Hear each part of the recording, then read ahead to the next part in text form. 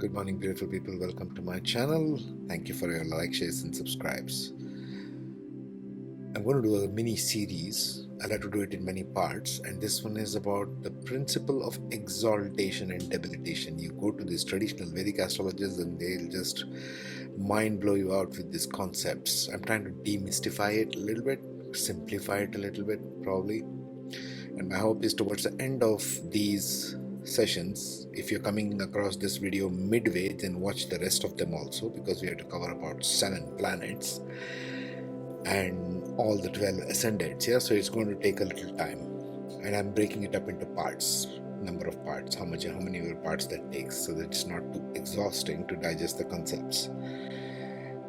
And my hope is at the end of this exercise we will have a better idea, all these parts combined, about what is defined as a functional benefic and a functional malefic as defined by the Vedic astrology principles, and why it is the importance of ascendant and ascendant sign, zodiac sign, is so crucial to understand.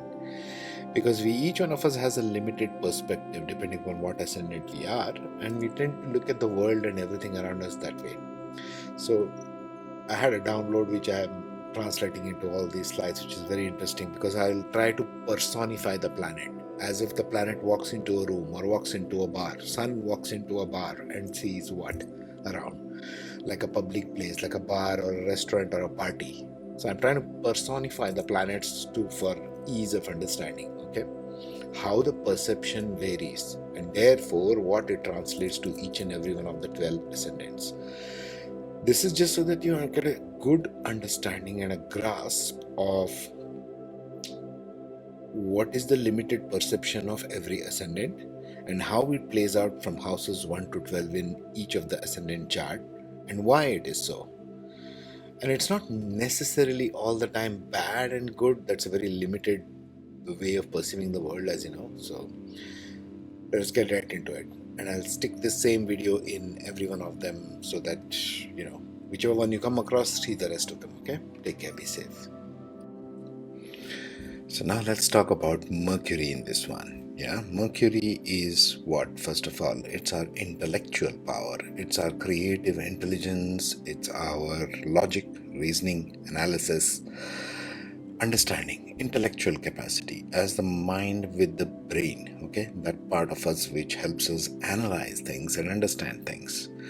So from a planetary point of view, you see the chart over there again, the friend, enemy, neutral chart. So Mercury is friends with whom? It's friends with Sun, and it's friends with Venus. That means Mercury does not mind soul power. It does not mind egotistical things. Mercury likes to be egotistical. This is why intellectual people can be very egotistical. Point to remember. Mercury is friends with Venus, means it is good in creative intelligence in the form of aesthetic sense, in the form of art, in the form of drama, music. Mercury helps you with all of these things. So you need some degree of intellectual capacity even to get into the field of arts. Point to remember. Mercury is enemy with the moon.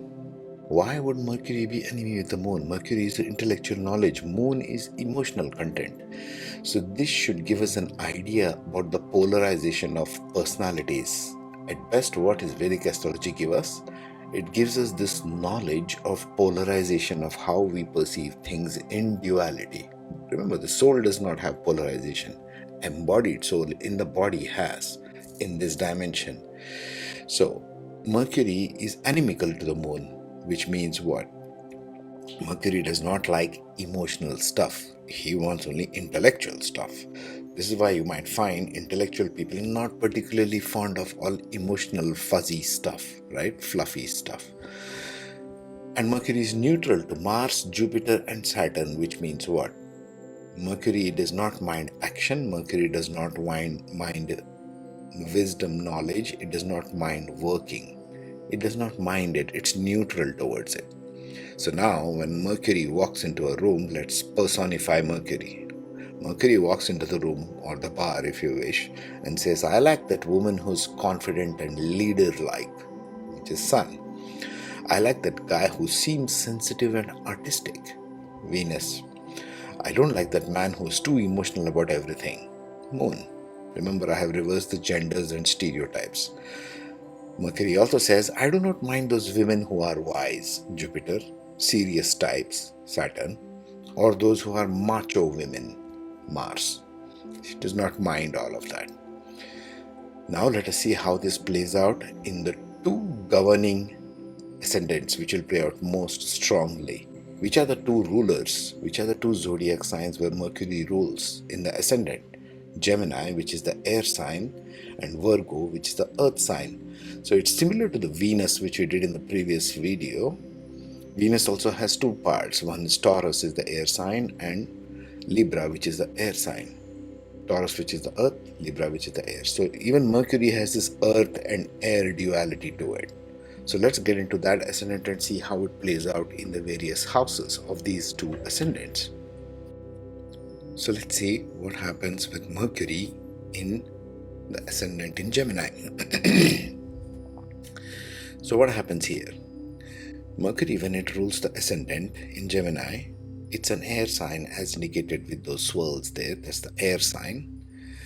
So if it's in the ascendant, it's an air sign, and Mercury being about intellect, these people are highly seeking answers and questioning everything. It's a beautiful aspect of Mercury there, right? Intellectual seeking, learning, growing through mind. Okay, that's the guiding path of the Gemini ascendant. Now we take the first one, the friends, because we tend to be focused on the friends and enemies area of our lives as the ascendant more than the neutral ones. It's almost like neutral ones we don't care. We might have good planets there, we might have very strong planets there, but it does not bother so much about it. We are more bothered in our lives about friends and enemies. So let's see Mercury as friend with Sun and Venus. Now, which are the signs that rule Sun and Venus? Sun is Leo, Venus is 2, Taurus and Libra. So where does it fall in Gemini ascendant? The first friend house is the third house. So Gemini people, if they have got good planets ruling, especially friend in the third house, Sun in the third house, which is exalted, Sun in Leo, they can be very good in skills, in competition. They might be very egotistical and have that drive, the fiery drive. I need to accomplish this. I need to get past my competition. Mercury is very good at that because now it's using its mind combined with the ego. Yeah. It's good with the fourth house. Why? Because it's Virgo. It is ruled by Mercury itself. So of course, all matters of the home, family, they are very focused on. Gemini ascendants. They love to take care of their home, family, mother. Their relationships are typically good, unless there are bad planets aspecting it, which is a different matter. The fifth house, that also is good for Mercury. Why? Because it is ruled by Venus, right? Number 7, Libra is in the fifth house. They're very liberal in terms of their children. The Gemini ascendant is very liberal minded with their children. They might have children who are Libran ascendants, for example, right? And they guide their children with their mind, okay, and their creativity. So fifth house is also good for the Gemini ascendant. Next one is the 12th house, which is also ruled by Mercury, which is Taurus in this case, very grounded. So they might have a grounded idea of spirituality more than sort of an airy-fairy idea of spirituality. So 12th house is also good, whatever planets are placed there. For Gemini ascendant, this will show up more if majority of planets and points are in these houses, right?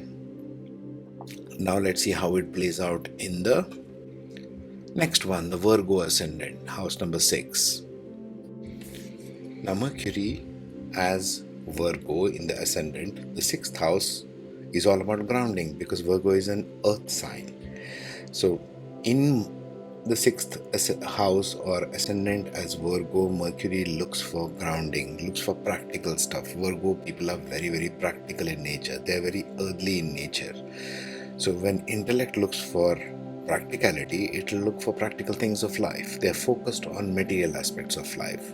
They are here to build something, to creatively use the earth. They might be good in the field of accountancy, in the field of taking care of body, for example. These people might be very focused on having yoga centers, having massage parlors, having beauty salons, and so on and so forth. So it's very, very grounded. They want to use it in a grounded manner, their intellectual knowledge. In terms of friend and enemy, now Mercury is friends with Leo, Taurus, and Libra. So where Taurus, Libra, and Leo fall? First of all, in the second house.